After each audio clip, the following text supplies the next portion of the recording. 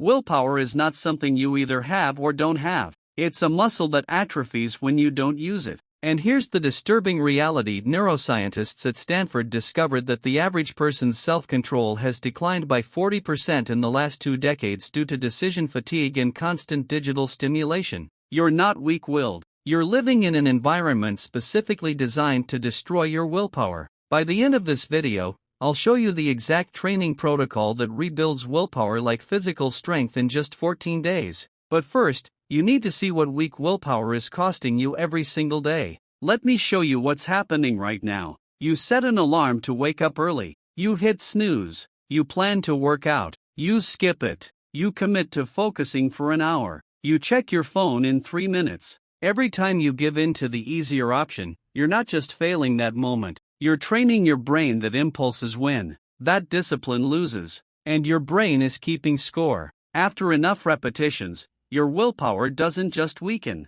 it surrenders. You become someone who can't follow through on anything. And that's not a character flaw, that's conditioning. Here's what nobody tells you about willpower. It's finite in the moment but infinite over time. You have a limited amount each day. Every decision you make, every temptation you resist, every impulse you override depletes it. This is why you can resist the donut at 9 a.m. but cave at 9 p.m. You've been draining the tank all day. But here's the key: just like a muscle, willpower gets stronger when you stress it and let it recover. Most people use it randomly and wonder why it stays weak. But elite performers train it systematically, and trained willpower becomes unstoppable. Now here's the brutal part. Weak willpower doesn't just affect one area, it bleeds into everything. You can't stick to a diet, can't finish projects, can't have difficult conversations, can't resist distractions, can't delay gratification. And the common thread isn't that you're undisciplined in multiple areas.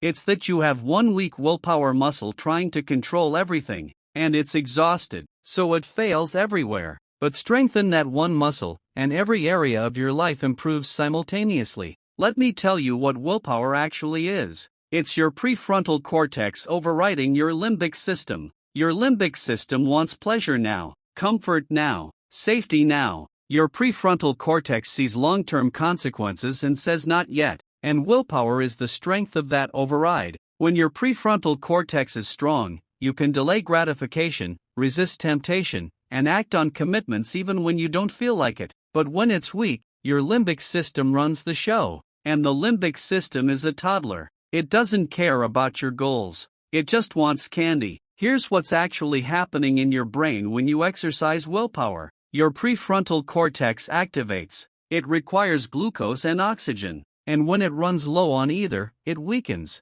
This is why willpower depletes. You're literally running out of fuel. But here's what most people don't know: you can increase your baseline capacity. You can make your prefrontal cortex more efficient. You can train it to use less energy for the same output. And you can expand the tank. But it requires deliberate training, not random acts of discipline. Systematic stress and recovery. Now here's the shift that changes everything. You can't rely on willpower, but you can train it to be reliable. Right now, you're using willpower reactively. Temptation appears, you try to resist, you sometimes win, you usually lose. But that's not training, that's survival. Training means you deliberately put yourself in situations that require willpower when the stakes are low. You build the muscle in controlled environments so it's strong when you need it in high-pressure moments. Here's the framework. Willpower training has 3 components: resistance, recovery, repetition. Resistance means you intentionally do things that require self-control, not occasionally, daily. Recovery means you don't deplete yourself to zero every day. You stress the muscle and let it rebuild. Repetition means you do this consistently long enough that your baseline capacity increases. Most people only do resistance. They drain themselves daily and never recover, so they stay weak. But elite performers balance all 3. Let me show you what resistance training for willpower looks like. It's doing something uncomfortable every single day that you don't have to do. Cold showers, fasting until noon, sitting in silence for 10 minutes, working out when you're tired, having a hard conversation. These aren't random acts. They're reps. You're putting your prefrontal cortex under load. And when you successfully override the impulse to quit, you're strengthening the neural pathway that says, I do hard things. But here's the trap most people fall into. They try to do too much too soon. They wake up one day and decide they're going to meditate for an hour, fast for 24 hours, take ice baths, and work 12-hour days. And they last 2 days before they collapse. Because they're trying to max out a muscle that hasn't been trained. You don't walk into a gym and bench press 300 pounds on day one. You start with the bar, and you add weight progressively. Willpower is no different. Here's the protocol. You start with one micro-challenge, something small enough that you can do it every day without question. 5 push-ups, 1 minute of cold water at the end of your shower, no phone for the first 30 minutes after waking. It feels insignificant, but significance is not the point. Repetition is, because every time you do the thing you don't want to do, you're sending a signal to your brain. We're someone who follows through, and your brain believes signals that repeat. Now here's where it gets interesting. The goal is not the challenge itself. The goal is the moment of resistance. That split second where your brain says let's skip this and you say no, we're doing it. That's the rep, that's where the growth happens. Not in the cold shower, but in the decision to take the cold shower when you'd rather stay warm. That's the willpower muscle contracting. And contraction creates strength. Here's the neuroscience. When you override an impulse, your brain releases a small amount of dopamine. Not as much as giving in to the impulse, but enough to mark the behavior as significant. And if you repeat this daily, your brain starts to associate resistance with reward. The thing that used to feel like deprivation starts to feel like power. You're not suffering through discipline. You're experiencing the satisfaction of self-control. And that reframe is everything. But here's what separates people who build willpower from people who stay weak. They track it. They don't just do the challenge and move on. They mark it. They write it down. They put an X on a calendar. Because tracking creates visibility. And visibility creates accountability. When you see 30 consecutive days of cold showers, you don't want to break the streak. Your brain has invested in the pattern. And breaking it feels like loss. So you keep going. Not because it's easy. Because stopping is harder. Here's the psychology behind why this works. Willpower is not unlimited, but it's also not as limited as you think. The research shows that people who believe willpower is limited perform worse than people who believe it's abundant. Because belief shapes capacity. If you think you're running out, you conserve it. You give up earlier. But if you believe you can push through, you access reserves you didn't know you had. This is the power of mindset. And mindset is trainable. Now let me tell you what recovery looks like. It's not doing nothing. It's doing low-resistance activities that restore your prefrontal cortex. Sleep, meditation, nature. These aren't luxuries. They're necessities. Because if you stress the muscle without recovery, you don't get stronger. You get injured. You burn out. You break. And a broken willpower muscle takes months to rebuild. So you train hard, then you rest. And the rest is what allows the growth. Here's what elite performers do that most people skip. They protect their willpower for what matters. They don't waste it on trivial decisions. They automate everything they can. Same breakfast, same workout time, same work uniform. Because every decision costs willpower. And if you're spending it on, what should I wear, you have less for, should I make this sales call? This is why Steve Jobs wore the same outfit. Not because he couldn't afford variety. Because he was conserving willpower for decisions that mattered. Let me show you the hierarchy. Willpower is strongest in the morning, weakest at night. So you do the hardest, most important tasks early. You don't scroll first thing. You don't check email. You attack the thing that requires the most discipline before your willpower tank depletes. And you protect the evening from decisions that require restraint.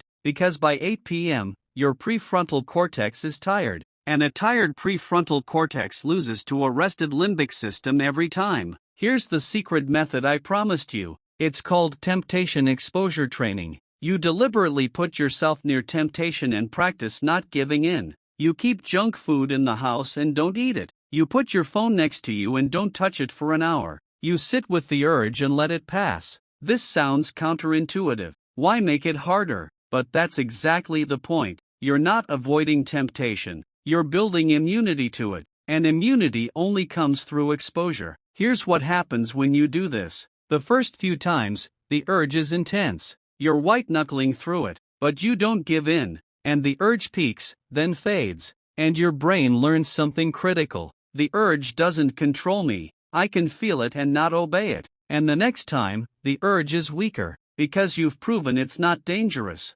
it's just uncomfortable, and discomfort is temporary. This is how you become unshakable. But here's the part most people never reach. After about 2 weeks of daily willpower training, something shifts. The thing that used to require massive effort starts to feel automatic. You don't have to force yourself into the cold shower, you just do it. You don't have to fight the urge to check your phone. The urge barely registers. This is neuroplasticity. You've built the pathway so strong that the behavior is now default. And default behaviors don't require willpower, they require nothing. Now here's what you're losing by not training your willpower. Every goal you set and don't achieve chips away at your self-trust. Every commitment you break reinforces the belief that you can't rely on yourself. And over time, you stop setting goals altogether. Because what's the point if you're just going to quit? You're not just losing opportunities, you're losing identity. You become someone who doesn't follow through, and that identity shapes everything. Here's the identity shift you need. You're not someone with weak willpower,